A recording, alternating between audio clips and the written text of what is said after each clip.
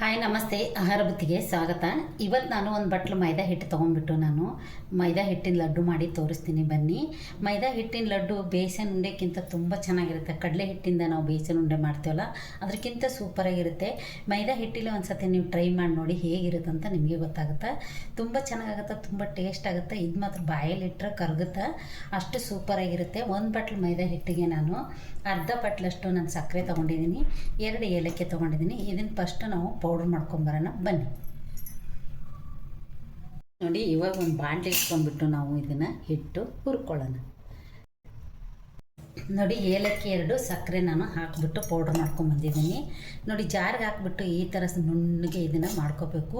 ದಪ್ಪ ಇರಬಾರ್ದು, ಈ ಥರ ನುಣ್ಣಗಿರಬೇಕು. ಇವಾಗ ಇದನ್ನು ಪಕ್ಕಕ್ಕೆ ಇಟ್ಬಿಟ್ಟು ನಾವು ಮೈದಾ ಹಿಟ್ಟು ಚೆನ್ನಾಗಿ ಹುರ್ಕೊಳ್ಳೋಣ ಬನ್ನಿ. ಚೆನ್ನಾಗಿ ಬಾಣಲೆ ತೊಗೊಂಡ್ಬಿಟ್ಟು ಹುರಿದ್ಬಿಟ್ಟು ಮೈದಾ ಹಿಟ್ಟಿನ ಉಂಡೆ ಮಾಡಿ ನೋಡಿ, ಸೂಪರಾಗಿರುತ್ತೆ, ತುಂಬ ಚೆನ್ನಾಗಿರುತ್ತೆ. ಇವಾಗ ಮೈದಾ ಹಿಟ್ಟು ಹುರಿಯೋದು ತೋರಿಸ್ತೀನಿ ಬನ್ನಿ. ಸಣ್ಣ ಉರಿ ಇಟ್ಕೊಂಡ್ಬಿಟ್ಟು ಇದನ್ನು ಚೆನ್ನಾಗಿ ನಾವು ಹುರ್ಕೋಬೇಕು. ಹಸಿ ಬಿಸಿ ನೀವು ಉಂಡೆ ಮಾಡಬಾರ್ದು, ಚೆನ್ನಾಗಿರಲ್ಲ. ಸಣ್ಣ ಉರಿಯಲ್ಲೇ ಇದನ್ನು ನೀಟಾಗಿ ಸ್ವಲ್ಪ ಕಂದು ಬಣ್ಣ ಬರೋವರೆಗೂ ನಾವು ಇದನ್ನು ನೀಟಾಗಿ ಹುರ್ಕೊಳ್ಳೋಣ.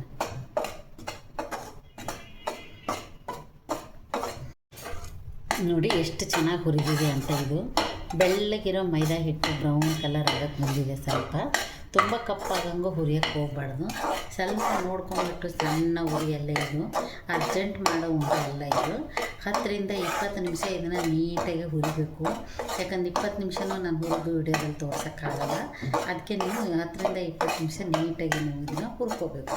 ಹುರಿದ್ರೇ ಇದು ಮೈದಾ ಹಿಟ್ಟಿನ ಉಂಡೆ ಮಾತ್ರ ಸೂಪರಾಗಿ ಆಗೋದು.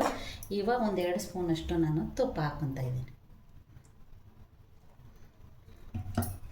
1-2 ಸ್ಪೂನ್ ತುಪ್ಪ ಹಾಕ್ಕೊಂಡ್ಬಿಟ್ಟು ಇನ್ನೂ ಸ್ವಲ್ಪ ಇದನ್ನು ಹುರ್ಕೊಳ್ಳೋಣ. ನೀವು ಬೇಸನ್ ಉಂಡೆ ಮಾಡೋಕ್ಕೆ ಅರ್ಧ kg ಹಿಟ್ಟಿದ್ರೆ ಅರ್ಧ kg ತುಪ್ಪನೇ ಬೇಕು. ಇದಕ್ಕೇನು ಜಾಸ್ತಿ ತುಪ್ಪ ಬೇಕಿಲ್ಲ, 1-2 ಸ್ಪೂನ್ ತುಪ್ಪ ಇದ್ದರೆ ಸಾಕು. ಅಕಸ್ಮಾತ್ ನಿಮ್ಮ ಮನೇಲಿ ತುಪ್ಪ ಇಲ್ಲ ಅಂದರೆ ನೀವು ಎಣ್ಣೆನೇ ಯೂಸ್ ಮಾಡ್ಬೋದು. ಎಣ್ಣೆಯಿಂದನೂ ನೀಟಾಗಿ ಹೀಗೆ ಹುರ್ಕೋಬೋದು. ಇದು ಮೈದಾ ಹಿಟ್ಟಿಂದು ಘಮ ಬರೋಕ್ಕೆ ಶುರು ಆಗಿಬಿಡುತ್ತೆ. ಅದು ಹುರಿದಿದ್ರೆ ಹಸಿದೆಲ್ಲ ಮಾಡೋಕ್ಕೆ ಹೋಗ್ಬಾರ್ದು. ನೀಟಾಗಿ ಇದನ್ನು ಹುರ್ಕೊಂಡ್ಬಿಟ್ಟು ಒಂದು 10-20 ನಿಮಿಷ ಚೆನ್ನಾಗಿ ಹುರಿದು ನಾವು ಇದನ್ನು ಒಂದು ಬಾಣಲೆಗೆ ಹಾಕಿ ತಣ್ಣಗಾಗಕ್ಕೆ ಬಿಡೋಣ. ಯಾವುದಕ್ಕಂತ ಹಾಕ್ಕೊಂಡ್ಬಿಟ್ಟು ನಾನು ತಣ್ಣಗೆ ಹಾಕ್ಬಿಡ್ತೀನಿ. ಫುಲ್ಲು ತಣ್ಣಗೆ ಹಾಕ್ಬಿಡ್ಬಾರ್ದು, ಸ್ವಲ್ಪ ಬಿಸಿ ಇದ್ದಂಗೆ ನಾವು ಸಕ್ಕರೆ ಹಾಕ್ಬಿಟ್ಟು, ಸಕ್ಕರೆ ಏನು ಪೌಡ್ರ್ ಮಾಡಿ ಇಟ್ಕೊಂಡಿದ್ದೀವಲ್ಲ ಅದನ್ನ ಹಾಕಿ ಕಟ್ಟಿರೋ ಸಾಕು. ಇದು ಸೂಪರಾಗಿರೋದು ಮೈದಾ ಹಿಟ್ಟಿನ ಉಂಡೆ ರೆಡಿ ಆಗುತ್ತೆ. ಇವಾಗ ಇದನ್ನು ನಾನು ಗ್ಯಾಸ್ ಆಫ್ ಮಾಡಿ ತಣ್ಣಗಾಗಕ್ಕೆ ಬಿಡ್ತೀನಿ.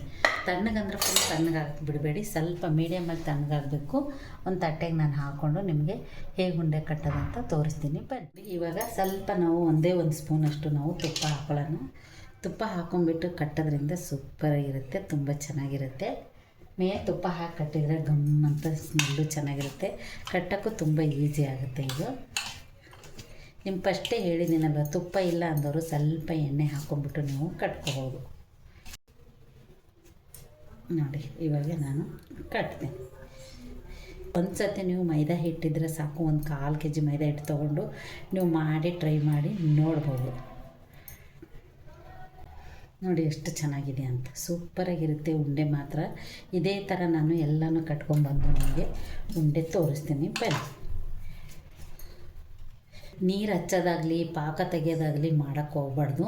ಸ್ವಲ್ಪ ಬಿಸಿ ಇರುವಾಗೆ ಸಕ್ಕರೆ ರುಬ್ಬಿಟ್ಟು ಹಾಕಿಬಿಟ್ಟು ಸ್ವಲ್ಪ ತುಪ್ಪನೋ ಎಣ್ಣೆನೋ ಸ್ವಲ್ಪ ಹಾಕಿಬಿಟ್ಟು ಚೆನ್ನಾಗಿ ಮಿದ್ಬಿಟ್ಟು ಈ ಥರ ಉಂಡೆಗಳು ನಾವು ಕಟ್ಕೋಬೋದು. ನೋಡಿ ಎಷ್ಟು ಚೆನ್ನಾಗಿದಾವಂತ. ಒಂಚೂರು ಏನೂ ಆಗೋಲ್ಲ, ಒಡೆದೋಗಲ್ಲ, ಏನೂ ಇಲ್ಲ, ಅಷ್ಟು ನೀಟಾಗಿರುತ್ತೆ. ನೋಡಿ ಸಖತ್ತಾಗಿರ್ತವೆ. ಮೈದಾ ಹಿಟ್ಟಿನ ಉಂಡೆ ಮಾತ್ರ ಸೂಪರಾಗಿರುತ್ತೆ. ಎಲ್ಲನೂ ಇದೇ ಥರ ನಾನು ಕಟ್ಕೊಂಬರ್ತೀನಿ ಬನ್ನಿ. ರೆಡಿಯಾಗಿದೆ. ಒಂದೇ ಒಂದು ಬಟ್ಲು ಅಂದ್ರೂ 3/4 ಬಟ್ಲಷ್ಟಿತ್ತು, ಅಷ್ಟೇ ಮೈದಾ ಹಿಟ್ಟಲ್ಲೇ ನಾನು ಲಡ್ಡು ಮಾಡಿದ್ದೀನಿ. ಹೆಂಗಿದೆ ನೋಡಿರಿ ನೀವು, ಸೂಪರಾಗಿರುತ್ತೆ. ಜಾಸ್ತಿನೂ ತುಪ್ಪ ಬೇಡ, ಎಣ್ಣೆ ಬೇಡ, ಏನೂ ಬೇಡ, ಪಾಕನೂ ಬೇಡ, ಅಷ್ಟು ಚೆನ್ನಾಗಿರುತ್ತೆ. ಇದು ಟೇಸ್ಟ್ ಮಾತ್ರ ಸಖತ್ತಾಗಿರುತ್ತೆ.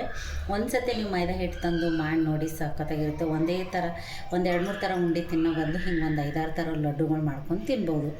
ಇದು ಮೈದಾ ಹಿಟ್ಟಿನ ಮಾತ್ರ ತುಂಬ ಚೆನ್ನಾಗಿರುತ್ತೆ. ಬೇಸನ್ ಉಂಡೆ ಮಾಡಬೇಕಂದ್ರೆ ಅರ್ಧ kg ಹಿಟ್ಟಿಗೆ ಅರ್ಧ kg ತುಪ್ಪ ತಂದು ಮಾಡೋದು, ಒಬ್ಬೊಬ್ರು ತುಪ್ಪ ತರೋದು ಎಷ್ಟಪ್ಪ ಅನಿಸುತ್ತೆ. ಅದ್ರ ಬದಲು ನೀವು 1/4 kg ಮೈದಾ ಹಿಟ್ಟಿಂದ ನೀವು ಮಾಡ್ಕೊಂಡ್ರೆ ಒಂದು 10-20 ಉಂಡೆ ಆಗುತ್ತೆ. ಅಷ್ಟು ಚೆನ್ನಾಗಿ ಟೇಸ್ಟ್ ಇರುತ್ತೆ. ನೋಡಿ ಯಾವ ಥರ ಇದೆ ಅಂತ ನಿಮಗೆ ಮುರಿದು ತೋರಿಸ್ತೀನಿ. ನೋಡಿ ಮುಟ್ಟಿದ್ರೆ ಸಾಕು, ಎಷ್ಟು ಬಾಯಲ್ಲಿಟ್ಟರೆ ಕರಗುತ್ತೆ, ಅಷ್ಟು ಸೂಪರಾಗಿರುತ್ತೆ ಇದು. ಈ ಥರದ್ದೊಂದು ನೀವು ಮೈದಾ ಹಿಟ್ಟಿನ ಲಡ್ಡು ಮಾಡ್ಕೊಂಡು ತಿಂತೀರಿ ಅಂದ್ಕೊಂಡಿದ್ದೀನಿ. ತಿನ್ಕೊಂಬಿಟ್ಟು ಇದು ಟೇಸ್ಟ್ ಹೇಗಿದೆ ಅಂತ ನೀವು ಕಮೆಂಟಲ್ಲಿ ನನಗೆ ಹೇಳ್ಬೋದು. ಈ ಮೈದಾ ಹಿಟ್ಟು ಸಕ್ಕರೆಯಿಂದ ಮಾಡಿರೋದು ಲಡ್ಡು ನಿಮಗೆ ಇಷ್ಟ ಆದಲ್ಲಿ ಲೈಕ್ ಮಾಡಿ, ಶೇರ್ ಮಾಡಿ, ಸಬ್ಸ್ಕ್ರೈಬ್ ಮಾಡಿ. ನಮಸ್ತೆ.